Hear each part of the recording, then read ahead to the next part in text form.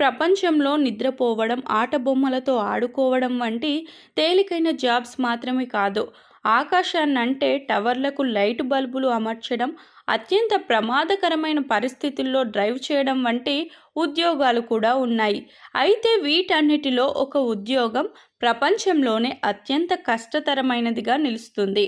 ఇంతకీ ఏంటా ఉద్యోగం? ఆ ఉద్యోగంలో ఏం చేయాలి? ఇప్పుడు తెలుసుకుందాం.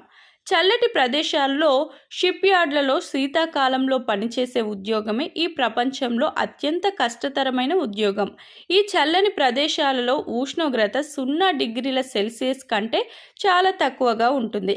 ఇక్కడ వర్క్ చేసే వారిని వైమోరోజాక్క అని పిలుస్తారు. ఈ పని చేసే వారిని చాలా ధైర్యవంతులు, బలవంతులుగా పరిగణిస్తారు. గాలి చాలా చల్లగా ఉన్న ప్రదేశాలలో పనిచేయడం వల్ల చర్మం బాగా దెబ్బతింటుంది, శ్వాస తీసుకోవడం కష్టతరమవుతుంది.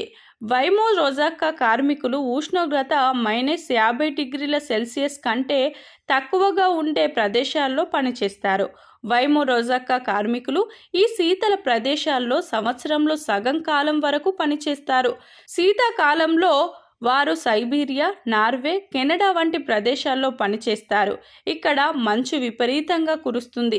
ఈ కార్మికులు వెచ్చగా ఉండే అనేక బట్టలు ధరించే పని చేస్తారు, కానీ ఆ బట్టలు చలిని ఆపలేవు.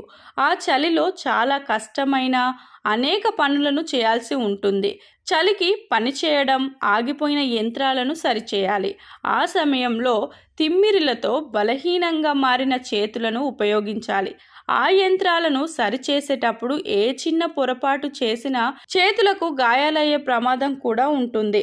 వైమోరోజాక్క కార్మికులు చాలా చల్లని ప్రదేశాల్లో పనిచేసినప్పటికీ వారు మనసులో వెచ్చని అనుభూతిని కలిగి ఉంటారు.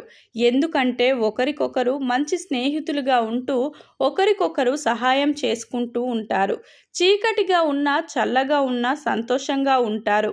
వైమోరోజాక్క కార్మికులు అద్భుతమైన వ్యక్తులు. వారు చాలా చల్లని ప్రదేశాల్లో పనిచేయగలరు, నివసించగలరు. చాలా మంది వ్యక్తులు చేయలేని పనులను వారు సింపుల్గా చేయగలరు.